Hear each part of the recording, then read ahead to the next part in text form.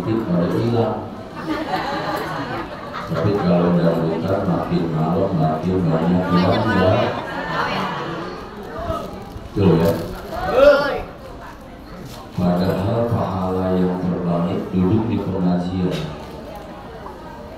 Bahkan kalau ketika meninggal dalam rangka pengajian, insya Allah kita punya pahala jihad dunia, jihad juga akhirat. Karena kalau kita berdoa mendingan mati waktu posisi pengajian. Mudah-mudahan habis ngaji semuanya menang. Jahat amat sih.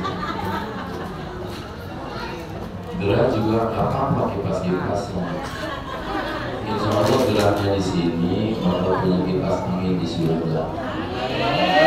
Kalau kipas angin surga nggak pernah bisa habis.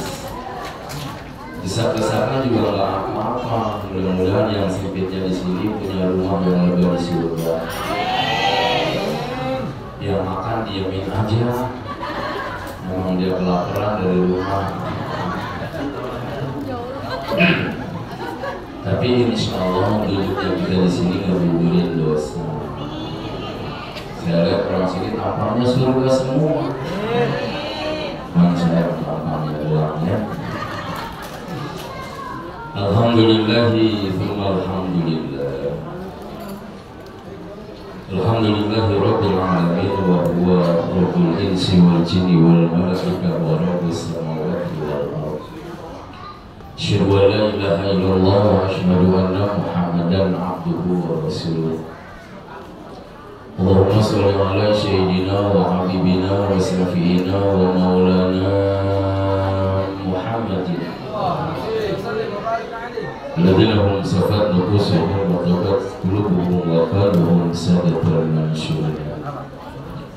أما بعد فقال تعالى في القرآن الكريم أعوذ بالله من الشيطان الرجيم بسم الله الرحمن الرحيم وما أرسلناك إلا رحمة للعالمين. وقال أيضا كنتم خير ما أخرجت لتأمرون بالمعروف وتنهون عن المنكر وتؤمنون بالله الآية. Sadaqallahul azim. Saya mulia yang saya hormati para alim ulama, para kiai, para asyatid, para asyatidah, guru khusus, guru kita semua, Kiai Haji Andi Karim, yang mudah-mudahan beliau disehatkan oleh Allah, dijadikan orang yang mulia dunia akhiratnya. Wabil khusus pula Ketua DKM Masjid Miftaul Huda Bapak Ustaz Ismail, yang mudah-mudahan dengan pimpinan beliau masjid kita menjadi masjid yang dipenuhi oleh jamaah dan insya Allah penghantar kita ke rumah yang paling terindah di surga. Khusus Bapak Ketua RW 08 Bapak Haji Ujang Abdul Muttalib, beliau termasuk paman apa KP-nya Rasul Abdul Muttalib, KP-nya Rasul. Mudah-mudahan beliau jadi orang-orang yang berkah dunia, berkah akhiratnya. Mobil khusus ada Bapak Raihudin, Bapak Eri, Thomas, Supriyato, Yuda, Rizka, Dewa Kalina. Ini yang sapi pertama. Sapi kedua, Ibu Sarifah, Ibu Fitri, Bapak sapi ketiga. Oh, saya pikir termasuk yang dihormati. Ini patungan setiap tahun. Sapinya udah dipotong masih patungan. Tahun depan. Tahun depan ya. Berarti ada 3 sapi ya. Insya Allah dapat sapi. Mudah-mudahan ada 100 sapi di sini. Yang lewat.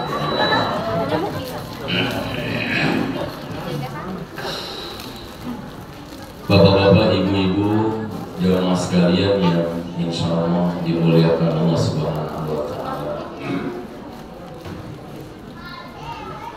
Yang namanya orang jatuh cinta itu nggak harus lihat wajahnya, betul ya. Yang namanya orang sedang jatuh cinta itu kerinduannya selalu menggoda dalam hati dan jiwa.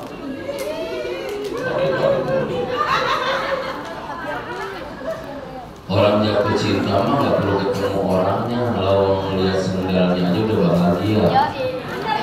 Betul ya? Bahkan aroma harumnya aja teringat sepanjang masa. Kita lewat orang yang kita cintai, jangan kata dia keluar rumah, lalu melihat gentengnya aja sudah berbunga-bunga. Karena cinta itu tanpa batas. Cinta itu kadang hadir tanpa aturan.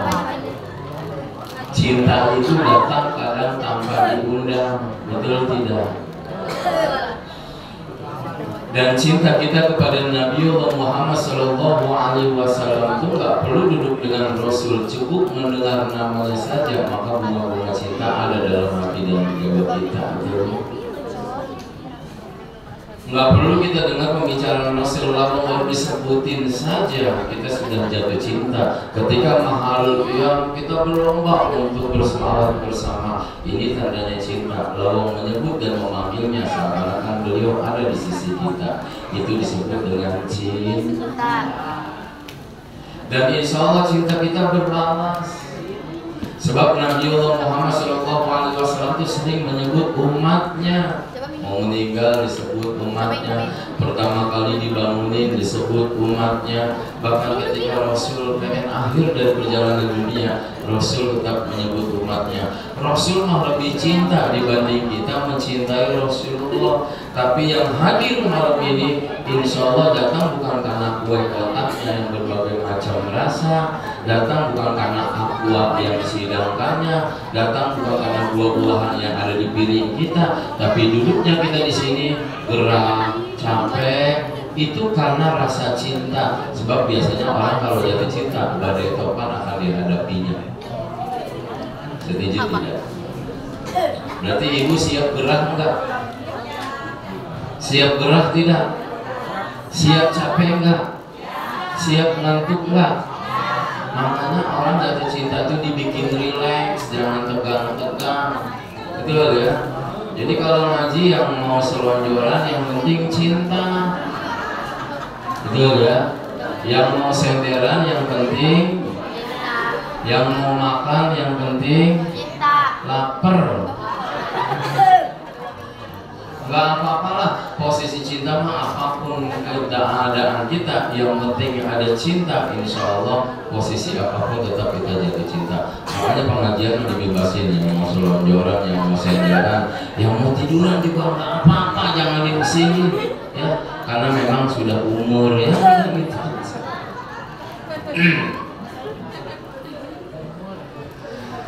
Nah, cinta kita kepada Rasulullah SAW kalau kita terapkan untuk cinta kebersamaan ini indah. Bu, itu ada apa di bawah? Soto ya. Ntar masih lama diartiin dulu. Ya udah, masih dulu sotonya. Ntar habis soto nasinya lewat, ntar timunnya lewat. Nggak kelar-kelar ini. Ibu bapak yang dimuliakan Allah, ketika orang berbuat jahat, orang berbuat maksiat, orang berbuat kesannya dosa atau melanggar perintah Allah, bukan berarti orang tersebut nggak punya iman. Awas, jangan main justice aja. Kadang-kadang kita sering senang melihat kulitnya, lupa hatinya. Kita melihat orang begini, kita anggap dia nggak punya iman. Kita melihat orang keluyuran di jalan, kita pikir dia nggak punya iman. Hei, jangan main justice, biar Allah saja yang memberikan hukuman. Kalau kita cukup memperbandingkan. Ketika orang berbuat jahat, orang melanggar perintah Allah, orang berbuat maksiat, bukan berarti nggak punya keyakinan. Kalau urusan keimanan mah dari dulu kita udah diajarin. Kan waktu bayi lahir, sang suami atau ayah si bayi kan ngajarin kuping kanan, ngomatin kuping. Ada nggak yang dikasih dangdutan? Diajarin semua kan? Nah, lihat aja, dibuka dengan Allahu Akbar, Allahu Akbar. Ditutup dengan la ilaha illallah. Waktu bayi kan semuanya belum berfungsi, mata masih belum melihat, gerakan masih terbatas. tapi pendengaran sang bayi sudah dibuka ketika dia dalam rahim atau dalam kandungan. Maka ketika pendengaran pertama kali berfungsi, yang diajarkan adalah keyakinan. Apa kata orang tua kita? Allahu Akbar, Allahu Akbar. Kita sudah diajarkan, hei sayangku, hei cintaku, Allah itu maha besar. Jadi kalau sudah diperkenalkan pertama kali Allah maha besar, mbok yang jangan merasa mulia hidup mah. Betul tidak? Jangan cari kemuliaan, biar Allah saja yang memuliakan kita. Hidup mah jangan merasa diri kita benar. Betul ya? Orang yang hebat itu yang banyak ngaku salah. Orang yang ngaji itu yang memahami siapa dirinya, bukan mengoreksi orang lain, bukan mengecilkan orang lain. Bisa jadi pelacur yang di luar lebih baik dibanding kita yang di sini. Betul. Nah, sudah diajarkan Allah maha besar. Jadi ngapain kita membesarkan diri? Sebab apa yang ada di dunia ini gak bakal abadi. Wajah cantik kan hari ini, esok nanti belum tentu ada yang memandangnya. Tubuh yang gagah kan hari ini, esok nanti kita belum tahu masih gagah atau tidak. Yang kemarin adalah kenangan, hari ini mesti banyak perubahan. Sebab esok nanti cuma punya Allah, karena esok nanti sekedar harapan. Jangan banggakan apa yang kita miliki hari ini, sebab belum tentu esok kita miliki semuanya. Yang paling bagus, belajar dari yang kemarin, berubahlah hari ini, maka esok nanti kita sedikit memiliki harapan. Bu, yang cantik jangan nata sombong, yang jelek jangan belagu. Ya. Apakah ada ayat Quran menyatakan hei untuk surga bagi yang cantik? Allah enggak begitu. Urusan cantik perempuan mah bukan di balutan bedak. Urusan cantik perempuan mah bukan karena gincunya yang merah merona. Cantiknya perempuan bukan karena apa namanya antinya segede ban Vespa.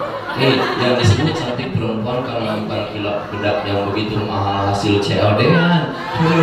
Yang disebut perempuan cantik itu bukan karena senyumnya menggoda laki-laki di luar sana, tapi perempuan yang cantik kata Rasulullah yang menghadirkan kebahagiaan bagi pendampingnya. Buat apa lu cantik di luar tapi jelek di dalam? Tenang Pak.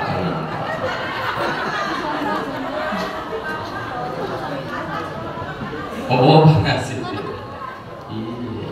Makanya kalau ngeliat orang cakep mah didangdutan. Yang depan muda-muda semua, kalau pengajian ampun bunda.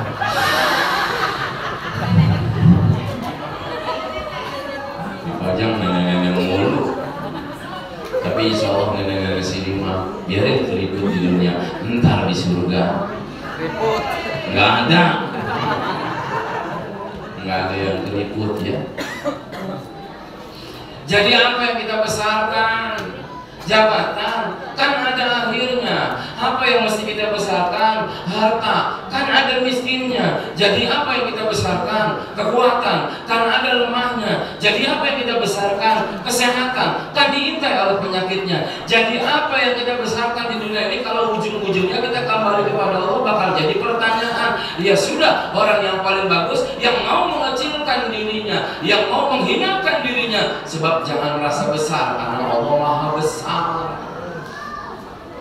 Dikasih keyakinan Allahu Akbar, berarti kita diizinkan oleh Allah, disuruh oleh Allah, tetaplah mengecilkan diri kita sebagai seorang hamba. Itulah sebenarnya senikmat-nikmatnya ibadah.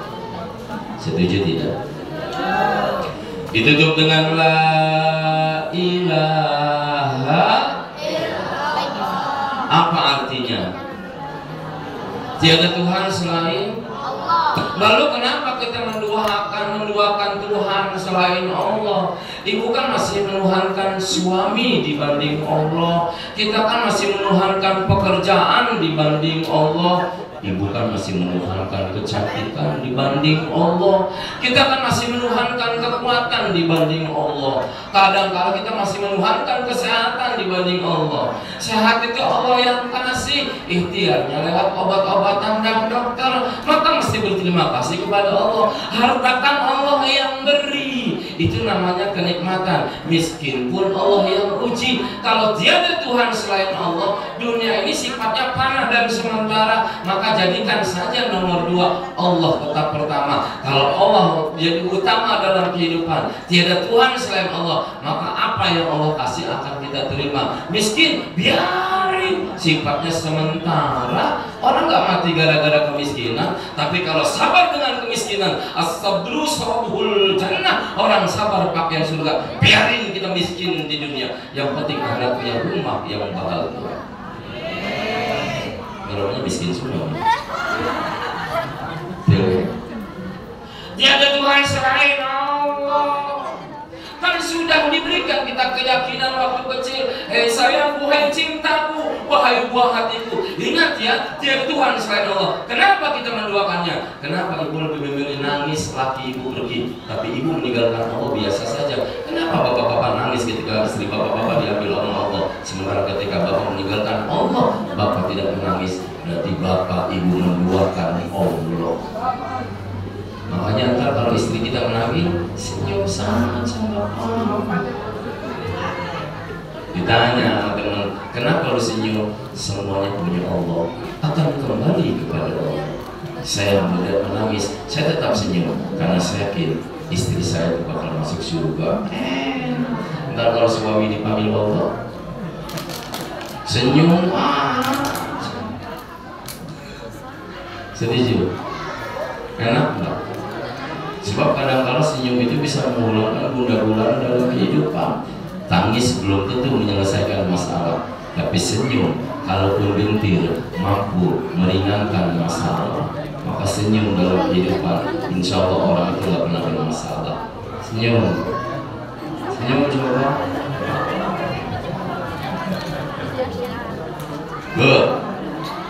Mendingan suami pulang bawa senyuman atau bawa uang? Lu gak goblok sih. Tapi bicara yang mana banyak kalau bu, mendingan laki pulang bawa senyuman atau bawa uang? Untung gua gak kawin sama orang sini. Biasa lakinya kuyu-kuyu banget. Insya Allah. Jadi kita jangan main justice tuh. Jadi kalau keimanan kita sudah diajarkan dari kecil ya, Allah Maha Besar, tiada Tuhan selain Allah. Itu ajaran keyakinan. Tapi jujur, orang yang bermaksiat, orang yang berbuat dosa, orang yang melanggar perintah Allah, bukan dia gak punya keimanan, tapi jujur kurang pertahanan.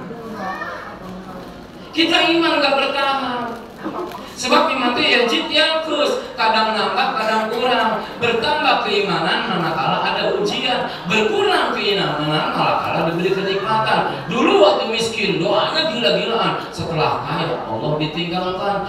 Dulu belum punya jabatan, masjid disamperin. Setelah punya jabatan, masjid pun nggak dikenalin. Makanya hidup mendingan diuji, ya pasti Allah diingat. Ingat Pak, hidup mendingan diuji, otomatis Allah diingat. Orang sakit lebih banyak nyebut Allah dibanding orang sehat. Orang sakit minum itu apa aja dibaca, Al-Baqarah, ayat kursi, doa kuat, sampai minta diludahin sama kiai. Betul, yang penting pakai Al-Fatihah. Lihat orang sehat, kadang minum berdiri bismillah kagak dibaca. Mendingan meminum waktu sakit, maka Allah disebut. Sebelum kena gempa nggak ada asma Allah, tapi ketika diguncang 6 skala Richter, baru setiap rumah nyebut Allahu Akbar, Allahu Akbar, Allahu Akbar. Yang nggak pernah sholat menyebut Allahu Akbar. Malaikat mengatakan 2 sayap sambil berkata, kemarin kemana wais ya tolong.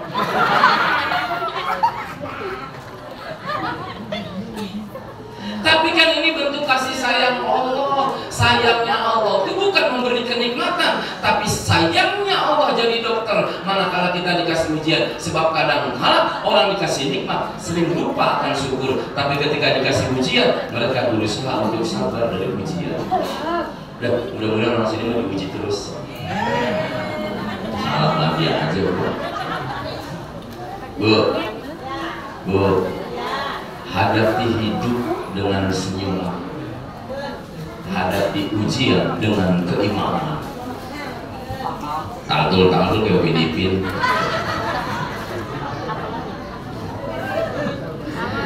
Bukan berarti orang nggak punya iman, tapi kurang menciptakan pernikahan gampang, saling suka, saling sayang, kirimin mahar, wali setuju, panggil penghulu, ijab kabul, selesai. Bacanya nggak panjang kayak cerpen, pendek. Saya terima nikahnya, kawinnya anu bidanu dengan mas kawin tersebut tunai, pendek, gampang dihafal, mengawali mudah, mengakhiri tinggal suami ngomong talak 3 kali, putus persaudaraan. Tapi mempertahankan keluarga ini yang paling sulit, sebab yang namanya pertahanan pasti ada badai, gelombang, dan topan. Dulu waktu pacaran panggilannya indah, belum nikah aja udah dipanggil mama, cowoknya manggil papa. Giliran 10 tahun nikah manggilnya sesuai kulit warnanya. Sini teman, yang pesek dipanggil sini betul. Ibu dipanggilnya apa sekarang? Hah? Yayang, lalu peang. Apa tuh? Yayang.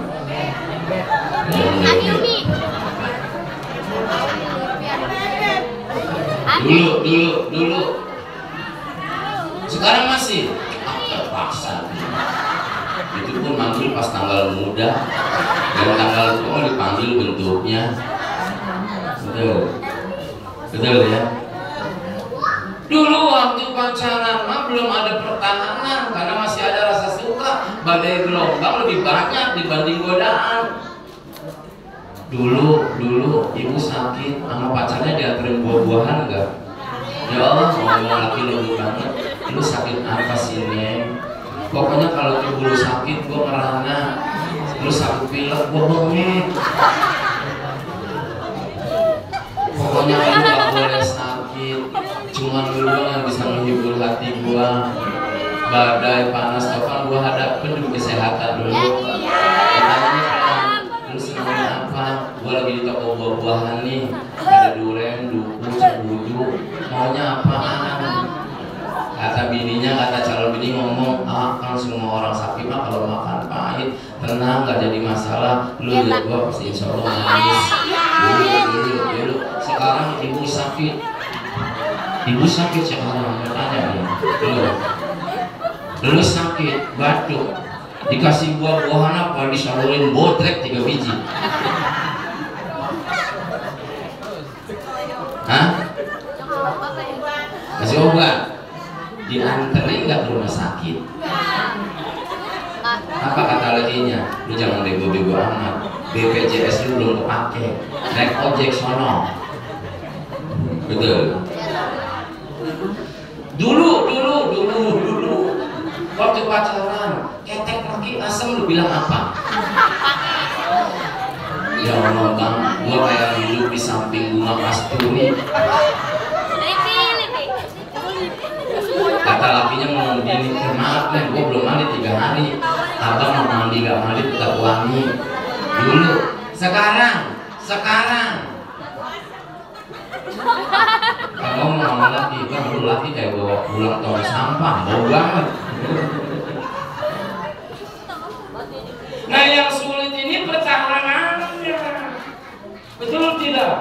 Mengawali mudah, mengakhiri mudah, tapi pertahanan. Sebab di saat bertahan itu banyak godaan. Begitu juga dengan keimanan. Di awal kita diberitahu tentang keyakinan, di akhir kita dipaksa untuk sebuah keyakinan. Tapi perjalanan keimanan ini banyak banget godaan. Contoh, ini godaan keimanan. Gaji suami ibu cuma 6 juta.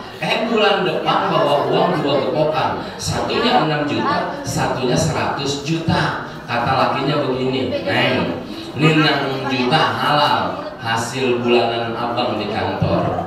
Buat Neng juga. Tapi ini ada uang 100 juta, saya dikasih sama bos, cuma uang korupsi, haram. Karena papa tahu bos korupsi, makanya papa dibagi buat nutup mulut.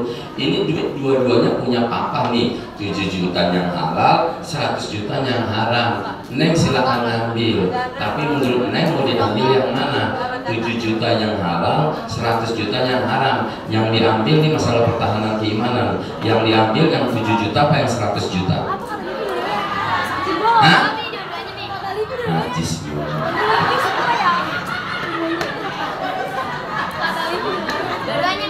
Yang 7 juta yang halal, yang 100 juta yang haram. Kata lakinya boleh diambil. Ibu milih yang 7 apa yang 100?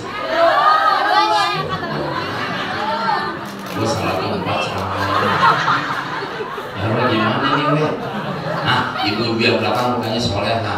Yang 7 juta apa yang 100? Hah? 100 halal. Halal kenapa jadi Sama. Berarti semua sama ya? Lu dulu ngidam apaan sih? Misalnya gini nih, ini pertahanan iman ya. Misalnya kata istrinya begini, ayah, hidup itu mendingan berkah dibanding banyak. Banyak belum tentu berkah ya, tapi berkah otomatis banyak. Ya, hidup berkah itu harus rumah bertingkat atau mobil mewah. Hidup berkah mah yang penting sederhanakan saja. Di saat susah atau senang, jujur ya, mama nggak mau yang 100 juta. Kalau ujung-ujungnya bakal jadi bahaya, biar mama yang 7 juta aja. Kata kita begitu tuh. Kata laki begini, Neng, gua juga tahu antara halal dan haram. Ini gue bawa pulang buat ngetes keimanan dulu aja. Jadi gini nih Neng, ini 100 juta haram, 7 halal, 7 lo ambil lah. Yang 100 gimana? Begini nih kata lakinya. Lu tau nggak? Allah itu maha pengampun, maha pengasih, maha penyayang. Bahkan Allah pernah bicara kepada para malaikat ketika hamba-hambanya meminta ampun. Apa kata Allah? Wahai para malaikatku, kabarkan kepada hamba-hambaku, ini Ghafurur Rahim, sesungguhnya aku maha pengampun lagi maha penyayang dari apa yang hambanya lakukan. Jadi kalaupun kita ngambil 100 juta langsung buru-buru kita mau minta ampun, gak mungkin Allah gak ngampunin kita. Coba pertimbangkan lagi, goyang nggak? Kata istrinya pasti begini ngomongnya, ya Allah ya, udah ribuan penceramah yang mama dengar, cuma hari ini ada ngomong lembut banget sampai masuk ke dalam hati. Betul ya, Allah itu maha pengampun. Ya saudara ya, kita ambil aja, nanti malam kita tahajud bersama. Pasti kegoda kan? Apakah setelah 100 juta yang diambil kemudian sedetik ke depan ibu bakal hidup? Apakah 100 juta diambil kemudian semenit ke depan kita masih disisain ruh? Kan nggak tahu ke depan kita seperti apa. Sedetik atau semenit kemudian kan Allah punya aturan. Hal mautu yati baghtatan wal qabru sundukul amal isbir ala waliha la mauta illa bil ajal. Bu, mati datangnya dadakan, nggak nunggu tua atau masa muda. Mati datangnya nggak ada pemberitahuan hari ini atau esok, karena Allah yang punya. Apa yakin setelah kita berbuat maksiat mati setelah taubat? Belum tentu. Jadi yang 7 juta apa yang 100 juta? Astagfirullahaladzim. Lu mau apa lagi biar nyadarin dulu ya?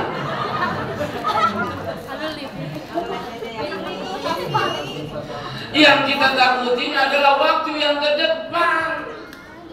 Tuh, ada ciri orang yang meninggal dunia. Yang pertama, kalau mendengarin ceramah makan dulu.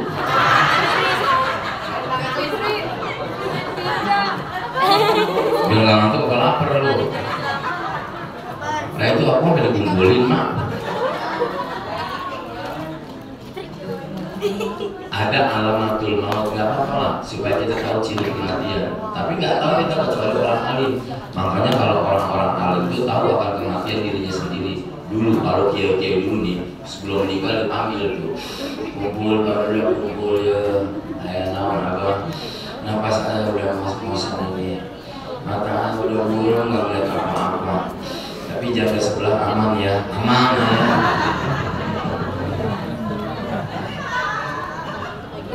Bu, ada ciri orang meninggal Pak RW, ciri orang meninggal pertama datang rasa menggigil yang begitu dahsyat. Makanya lihat di film-film orang kalau mati itu kedinginan atau mau dihukum mati dia kerasa kedinginan. Bila Israel datang jasad di seluruh akan sekujur kan. Udah ada kedinginan belum? Serius? Orangnya bakal menggigil. Lapar apa dingin? Lapar. Belah sini udah ada kedinginan belum? Oh, pada kipas-kipas ya. Yang pertama. Yang kedua, pusat indera perasa bergerak-gerak. Ini versi Imam Ghazali. Orang kalau lagi sakit, kalau ngomongnya udah nggak jelas, ini alamatul maut. Nanya dia cepet. Kalau duit jelas gue bingung. Orang mau mati duit masih jelas, betul ya? Nah, ini kita nggak tahu. Tapi nanti kalau kita datang ke rumah sakit, dia lagi menggigil, terus ngomongnya nggak jelas. Nah, lu tanya tuh, panjang badan lu berapa? Emang apa? Tanda-tanda tuh. Insya Allah diusir kita. Ciri yang ketiga, daun atas nama kita filahul mahfuz Ijro'il Umut itu dibaca Ijro'il RT. Wah, siap teh. Ada RT ada? Ada berapa RT di sini? Siap, siap teh. Ini kata Ijro'il, bukan kata saya ini. Tapi bukan RT sini, RT Koja. Cuman awalnya orang sini. Dibaca nih misalnya teh, jangan deg-degan teh, dibaca misalnya RT. Ini udah mendampingi nih, makanya kalau kata orang tua dulu 40 hari sebelum meninggal udah bangke, udah macam-macam permintaannya. Abah saya sebelum meninggal minta kawin lagi, kawin nih, nggak apa-apa, biar jangan penasaran. Tuh ciri ketiga. Ciri yang keempat, biasanya orang mau meninggal itu mengidam-idamkan sesuatu, pengen makan yang dulu pernah dia makan, orang pengen sepeda kecil, beli buat TV. Ini alamatul maut. Ini demi Allah terjadi kepada ibu saya sendiri. Ibu saya hari Jumat itu telepon ke saya pakai bahasa Jerman. Udah diem. Apa kata ibu saya? Ya, iya mak. Mulai dia menunggu masa dia lah. Marah apa? Marah mama baca musik mau je. Jadi kalau baca mah ada nih mau mana sih nggak apa baca mau. Bahasa apa tuh? Jerman, jajaran kaum mana gitu. Resep. Sebelum meninggal itu ibu saya pengen banget punya baca daerah Kronco. Karena jauh belinya nggak kesampaian. Pas hari Ahad ibu saya meninggal dunia, tapi ngidam pengen makan baca. Bukan di situ aja. Setelah ibu saya meninggal, abah saya galau. Biasa laki-laki kok mau ada istri mah galak. Nggak ada istri kehilangan gigi, betul nggak? Siapa yang kuat laki-laki hidup sendiri? Ibu bapak kenal nggak Nabi Adam? Nabi Adam kenal. Dia tinggal sendirian apa berdua pertamanya? Kan sendiri di surga. Enak nggak surga? Lawang kita ini sholat ibadah pengen masuk surga, Nabi Adam di surga nggak betah juga, minta teman, betul nggak? Diambil dari tulang rusuknya, diciptakan siapa? Siti Hawa. Kejebloslah ke dunia gara-gara siapa? Dia ngaku. Tuh, abah saya sendiri galau. Saya lihat foto emak dia nangis saja. Kita nanya, abah ingat emak ya? Iya, nggak ada orang yang sebaik emak lu. Dulu nggak dimarahin mulu. Saya kasih kopi, apa kata abah saya? Nggak ada kopi yang senikmat buatan dulu. Dulu mah jarang diminum. Saya kasih sayur asem, apa kata abah saya? Nggak ada sayur asem yang seasem dulu. Coba. Itu abah saya tuh. Akhirnya nggak kuat pak. Ini yang duda-duda nih buruan kawin dah. Laki-laki mah nggak bisa hidup sendiri, nggak bisa. Nabi ada masih nggak kuat. Kita nggak bisa sendiri. Laki-laki jangan kata ditinggal mati, ditinggal istri pulang kampung, rumah hancur-hancuran. Betul nggak? Kolor di kulkas. Betul ya? Kipas di WC. Betul nggak? Masya Allah ya. Nah akhirnya abah saya nyerah, dipanggil saya di 2012 pak. Jam dulu sebentar. Iya ada apa pak? Dalam ilmu fikih katanya bahwa laki-laki yang meninggal tanpa istri makruh hukumnya. Saya bilang sama ayah, udahlah Abah, kita akan sama-sama belajar ilmu fikih. Nggak usah pakai fikih lah, Abah pengen kawin lagi kan? Itu maksud Abah. Akhirnya saya bilang begini, apa yakin ada perempuan yang mau sama Abah umur 67 sakit-sakitan? Apa kata Abah saya? Allah itu maha mendengar dari apa yang hambanya minta. Mau umurnya 100 tahun kek, jodoh dari Allah, bukan dari lu. Betul juga. Perkataan apa dikabulin. 2 bulan kemudian datang perempuan, 2 orang dari Bogor. Saya kaget, aki-aki playboy juga saya bilang.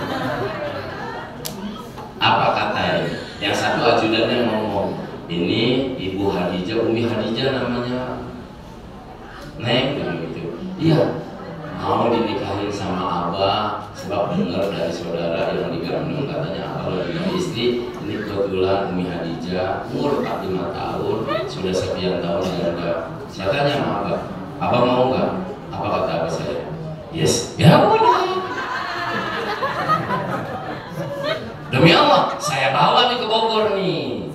Karena Abah kan jamaahnya banyak RW. Jadi ada yang nyumbang bawa mobil, buah-buahan segala macam. Sampai parcel itu di mobil losbak.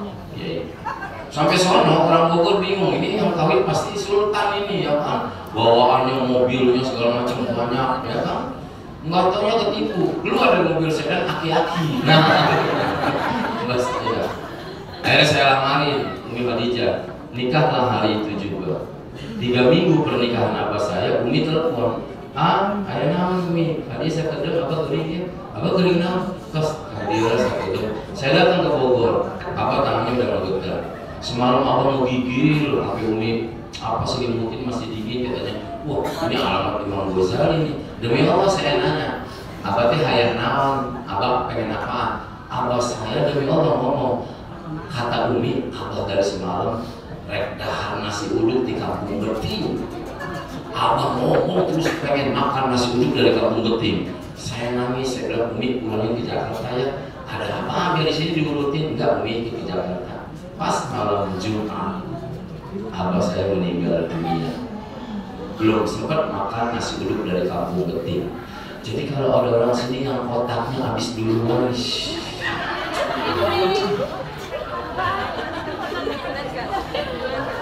masih belum nggak? Coba lihat, masih ada. Yang sini, nah yang sini nih. Oh masih ada? Oh dibungkus. Jadi kalau lagi orang sakit pengen sesuatu kabulin. Karena biasanya itu permintaan terakhir. Kemudian lagi seperti ditekan senut kita mah nggak ngerasa. Kemudian nih udah dekat lagi. Kepala seperti diremas cepot. Nih ada ubun-ubun bergerak antara waktu subuh dan waktu asar. Ini udah dekat pak. Ini yang terakhir. Ada rasa sejuk yang menjalar dari tulang pusat sampai tulang sulbi. Biasanya orang kalau sakitnya parah, pas sekian menit mau meninggal, sempat nandusin sebentar, sadar, baru yang terakhir. Wajah sekrutul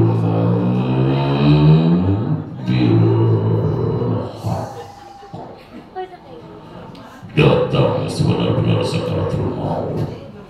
Hijaunya sudah ada di hadapannya.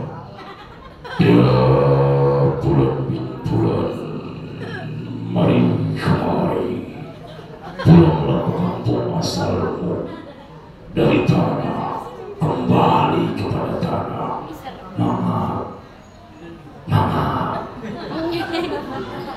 Di tempat saya Kiai ada orang meninggal dari jam 7 sampai jam 3 sore mangap nggak bisa minum, nggak tahu dosanya apa. Ditekan mangap, diikat mangap, diurutin mangap. 3 kiai datang, dibacain apapun tetap masih mangap. Saya dipanggil. Dari jam berapa mangapnya? Dari jam 7 Ustaz, mau dikuburin takut pasir masuk ke dalamnya. Saya bilang apa dosanya? Nggak tahu Pak Ustaz. Saya bacain Bismillah 3 kali, belum ikat. Saya bisikin di kupingnya, Bismillah. Wahai mayat, ingat yang mangap cuma buaya. Mayat aja malu dikatain buaya.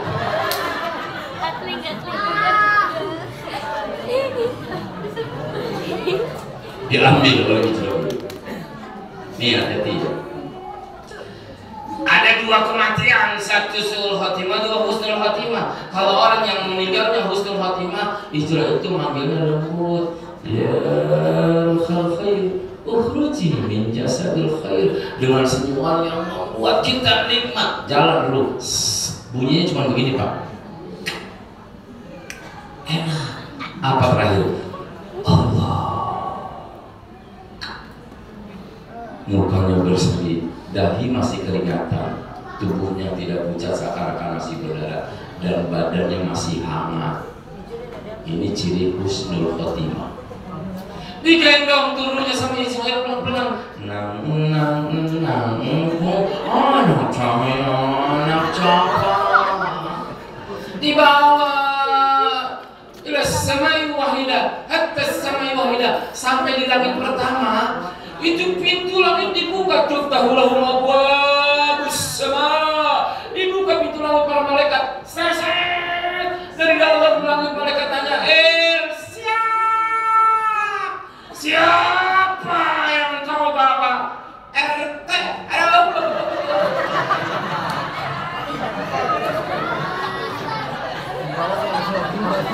Apa ibadah RT sehingga ruhnya begitu harum? Para malaikat pengen berebut menggendong ruhnya. Harumnya luar biasa. Kata Jibril, oh RT mandi tahajud ibadahnya hebat. Sholat subuhnya aja 3:30 sujudnya, bangun jam 12. Itu mah ketiban lemari teh. Atas zaman Islamiyah sampai ke langit ketujuh. Belum waktunya turun dulu. Turun lagi tuh. Nanti katanya ruh lihat jasad kita sendiri. Dilihatin. Makanya belum kemana-mana tuh. Kan ada lagunya. Saben malam Jumat ahli kubur mulih nangumo sambil jaluk dungo maca Quran najan sakalimat lamun orang dikirimi anjal balik lebes milih balik nang kuburan mangku tangan bertangisan salli wa sallim daiman ala madad salli wa sallim daiman ala madad wal ali wal ashhab liman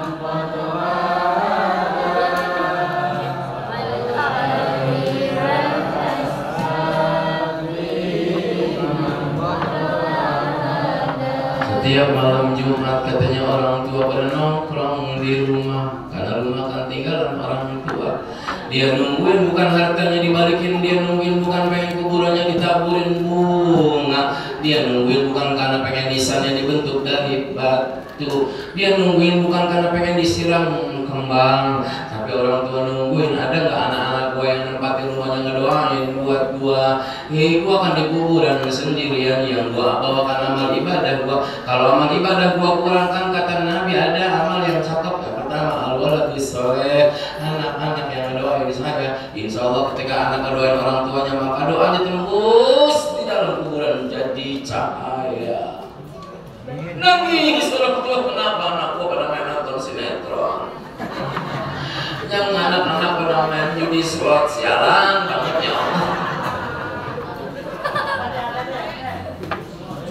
Di bawah rumah turun, baru Pak yang namanya orang sudah meninggal kayak begitu dalam keadaan husnul khotimah, pengen buru-buru dikuburin karena sudah diperlihatkan kuburan itu seperti luas dunia, indahnya luar biasa, diperlihatkan matanya. Makanya orang yang meninggal husnul khotimah ngomong, kuburin saya, karena Allah sudah hadiahkan kuburan barja seperti surga, dan orang begitu nggak bakal minta balik lagi, biarkan saya dibarja, karena ini kenikmatan yang luar biasa. Makanya proses penguburan jangan lama-lama. Ini biasanya nunggu anaknya di Kalimantan, kapalnya delay. Ntar anaknya di Bekasi lagi ngebut, belum bisa nengok. Hei, apakah ketika anaknya datang orang tua hidup lagi? Lu yang bego. Kenapa waktu hidup gak ditengok? Ini lagi mau meninggal baru nengokin. Anak durhaka sih. Ini jangan dikasih delay. Kalau saya ngomong ke botol ngeri lagi. Duh, tengokin orang tua waktu hidup. Udah gak ada. Tengokin kuburannya. Jauh, anterin doanya. Tiap hari kan gak? Subhanallah. Itu orang tua bakal bangun sambil ngomong begini, terima kasih Tuhan, gue biayain, gue sekolahin.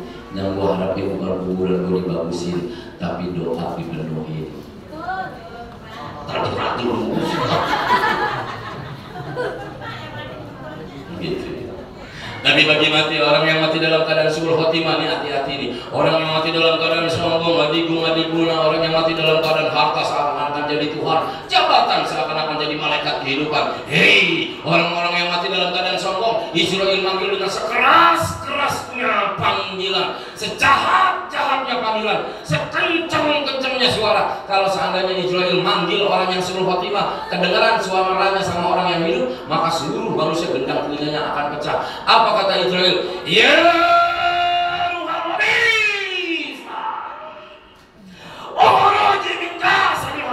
wahai lu yang sombong, lu yang guna, lu yang tidak mau ibadah, lu yang lupa kepada Allah, keluar dari tubuhmu yang busuk, dijeblosin, jebret, tarik, zebret.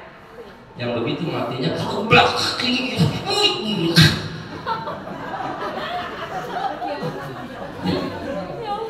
Orang yang matinya diambil husnul khotimah aja sakitnya bagai ditusuk 30.000 pedang. Karena Nabi Musa pernah ditanya sama Jibril, ya Musa, wahai Musa, bagaimana mati menurutmu? Apa jawab Nabi Musa? Mati bagiku bagaikan kambing dikelet kulitnya hidup-hidup. Nabi Musa yang matanya ibadah, Bapak diambilnya bagaimana? Mata Papa belum ibadah, sering berbuat dosa. So, Pak, dosa-dosa mata. Enak melihat bini sendiri apa bini orang?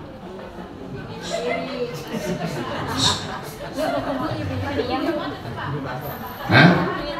Biasa kalau orang bersalah itu diem jawabannya. Bu, enak ngeliat Quran apa duit merahan? Quran sih. Lu perlu kelihatan. Nah, orang yang mati gitu tuh ditarik, zebret, itu dicarat sekali, goblok sekali, habis maki-maki Israel. Hatta samai wahidah, sampai di langit pertama, la tubbahulahum abwabus sama, nggak dibukain pintu. Malaikat teriak, siapa yang kau bawa? RW, aduh, bukan RW sini, RW sini mau dekat dengan masjid, RW Koja, bukan pindahan orang sini, mana anaknya ada di sini, dijamak, turun, nangis dia, doanya gak nyampe, melihat anak-anaknya gak ada ngaji, baru ketika digotong dalam kurung batang, Allah perlihatkan seperti neraka, siap binatang buas, siap para malaikat menghajarnya. Sebenarnya rasa berat ketika digotong itu mereka lagi meronta, ya Allah, bangunkan saya dari kematian ini, ya Allah, hidupkan kembali, tiupkan ruhmu ke jasad ini, ya Allah. Seandainya hidup ditukar dengan emas, saya nggak mau. Kalau saya dihidupkan kembali ditukar dengan bulu mutiara, saya nggak mau. Ditukar dengan ribuan perusahaan, saya nggak mau. Apa kata mereka? Kalau seandainya hari ini saya dihidupkan semenit saja, ya Allah, aku akan mengucap asmamu la ilaha illallah. Kata malaikat, telah selesai. Lalu ngomong, insyaallah. Haji takut saya. Mudah-mudahan orang sini mau husnul khotimah. Mudah-mudahan dulu ibunya dibanding bapaknya. Masih jangan. Ya Bu ya. Bu. Ayo kita ibadah Bu ya. Jangan pernah melihat keadaan orang, tapi sering melihat diri sendiri. Jangan pernah mengoreksi orang lain, tapi yang bagus koreksi diri sendiri. Hidup jangan merasa diri kita benar dengan penampilan, tapi benar dengan jati diri.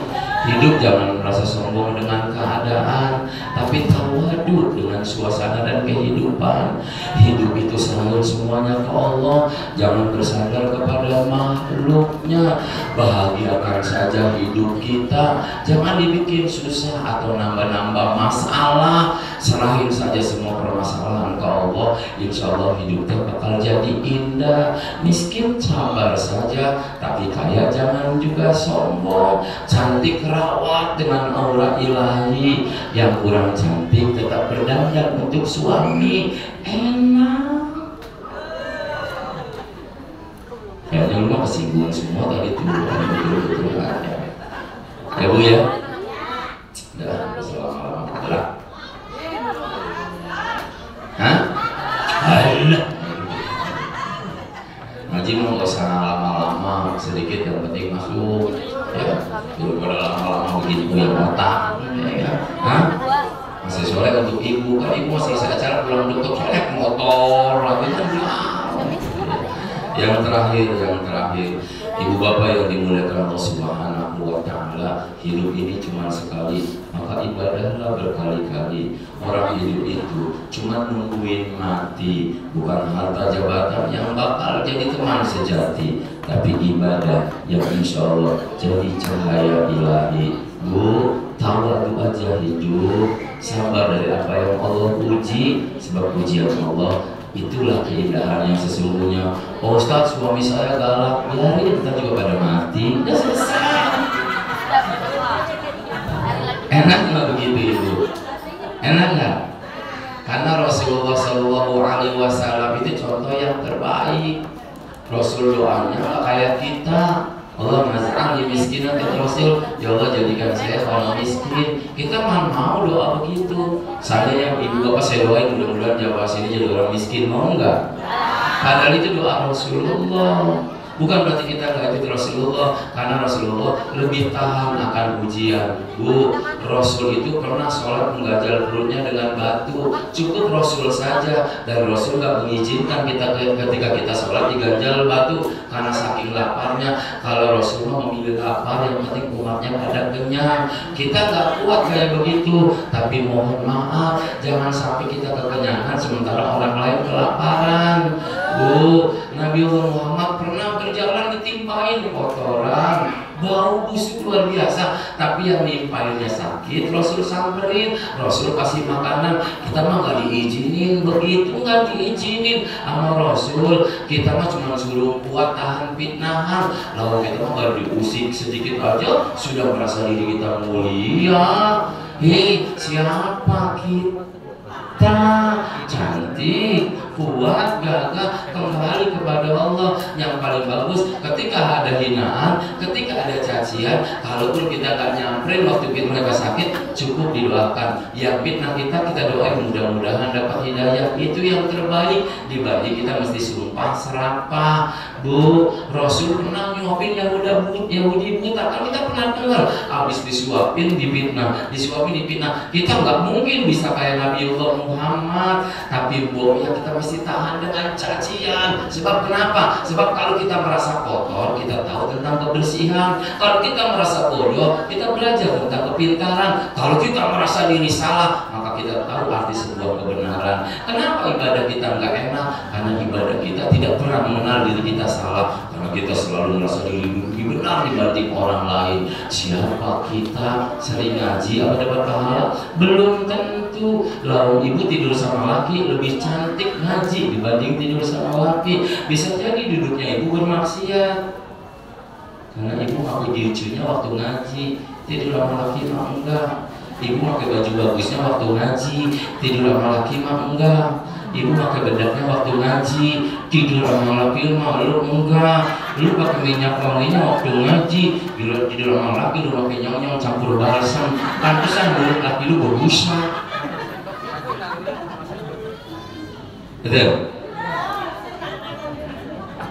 Wah, ibu ini mah tetap di sini cantik, di rumah berantakan. Jangan saling menuju, biasa aja keles, ya Bu ya. Yaudah, itu puasa, ibadah jangan terlalu berlebihan. Kayak gini aja. Setiap ada pengajian datang dulu, mau tidur nggak apa-apa. Sebab duduknya di sini pasti dapat pahala. Prinsip yang kita pegang, cari kebenaran, jangan buang kesalahan, dikoreksi sebagai motivasi dalam perjalanan ibadah. Sebab kata Nabi, orang yang celaka dunia akhirat nisyan dituduh bermaksiat, orang yang melupai dosa masa lalu. Sebab dosa ibu-ibu masih dicatat rapi dalam buku para malaikatnya Allah. Deal Pak ya? Sebelum tutup saya ada sedikit pengumuman ibu. Saya bersama Dr. Kiai Qudsi, ada kenal nggak? Dr. Kiai Qudsi. Kebetulan ada masih tanah Pak, 3 pongki, bukan ya? Ada tanah di Rawalumbu 300 meter Kiai. Nah sekarang lagi saya bikin pesantren tahfiz Quran. Kami bikin bersama Kiai Qudsi pesantren tahfiz Quran. Nama pesantrennya Darussalam At-Tahiriyah, pesantren tahfiz dan kitab. Insya Allah sunnah wal jamaah. Nah 300 itu nggak sama sekali beli, dan sekarang sudah masuk ke lantai 2 mau bikin musola di depan, dan itu pun nggak ada uang dari kita. Ternyata kita kolaborasi ngajak masyarakat punya pesantren. Salah satu bekal yang terbaik sedekah jariyah. Selama duit dipakai buat pesantren, dibeliin semen, dibeliin tanah, dibeliin kerikil, pasir, ditemplokin buat tembok. Selama pesantren itu masih kebangun dan dipakai buat orang ibadah, maka pahala kalaupun kita sudah meninggal terus muncul, karena namanya sedekah jariyah, terus muncul. Bahkan ketika ada yang habis Quran jadi imam, satu ayat yang mereka baca, satu huruf yang mereka baca, kita kebagian cahaya. Kok bisa Ustaz? Karena mereka lulus dari pesantren yang kita bina, yang dananya dari masyarakat. Bagaimana caranya? Nggak perlu masih 1 juta. Ini ada stiker, harganya 5.000. Ustaz saya nggak punya duit, boleh 2.000. Ustaz saya nggak punya duit, boleh 1.000. Ustaz saya nggak punya duit, nggak usah bayar. Yang penting doain pesantren kami berkibar. Di sini ada doa buat anak soleh, ada juga doa rumah anti maling. Kemarin teman saya beli yang bacaan rumah anti maling, ditempel di temboknya. Subhanallah, maling masuk nangis Pak, karena isinya cuma panci bolong doang.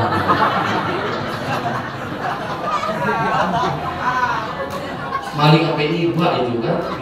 Akhirnya dibeli penggorengan, kan bermanfaat ya. Jadi ini saat panitia ini harganya 5.000. Tapi yang 2.000, yang 1.000, tapi ikhlas, yang enggak punya duit boleh ambil. Nanti yang 5.000 besok kita beliin pasir, karena lagi berjalan terus, dibeliin semen, diteplok, plok, sampai pesantren itu berkibar. Kalaupun kita sudah meninggal, maka sedekah jariyah mengalir terus pahalanya. Ya, mudah-mudahan bermanfaat. Insyaallah mudah-mudahan sedekah kita, jariah kita, amal ibadah kita menjadi orang-orang yang diridhoi oleh Allah Subhanahu wa taala dan kita mampu bertemu dengan Rasulullah baginda tercinta. Teruslah ibadah, bersujudlah, bersyukurlah dari apa yang Allah beri. Insyaallah fid dunya hasanah wa fil akhirati hasanah wallahu a'lam bishawab. Assalamualaikum warahmatullahi wabarakatuh.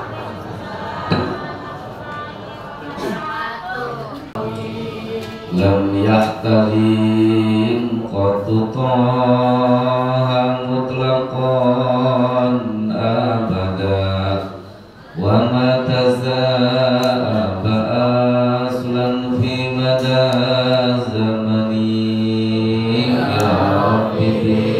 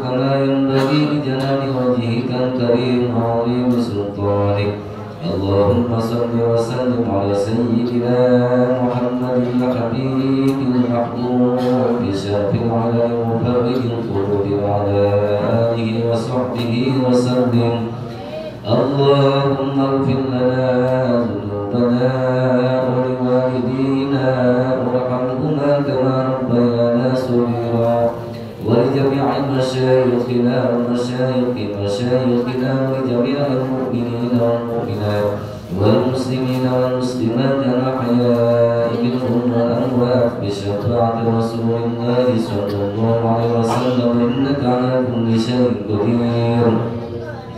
اللهم لك الحمد ولك المستقام أنت المستعان ولا حول ولا قوة إلا بالله العلي العظيم. اللهم إنا نسألك علما نافعا وعملا متقبلا ورزقا واسعا وولدا صالحا وشفاء من كل داء وسقما برحمتك يا أرحم الراحمين. اللهم اجعل أولادنا وذرياتنا من أهل العلم وأهل الخير وأهل العبادة ولا تجعل وإياهم من أهل الشر والضر إنك على كل شيء قدير. اللهم إنا نسألك حسن الخاتمة ونعوذ بك من شر العاقبة وسوء الخاتمة. ربنا هب لنا من أزواجنا وذرياتنا قرة أعين واجعلنا للمتقين إماما. ربنا تقبل منا إنك أنت السميع العليم وتب علينا يا مولانا إنك أنت التواب الرحيم. ربنا آتنا في الدنيا حسنة وفي الآخرة حسنة وقنا عذاب النار. صلى الله على سيدنا محمد النبي الأمي وعلى آله وصحبه وسلم. سبحان ربك رب العزة عما يصفون وسلام على المرسلين والحمد لله رب العالمين. الفاتحة.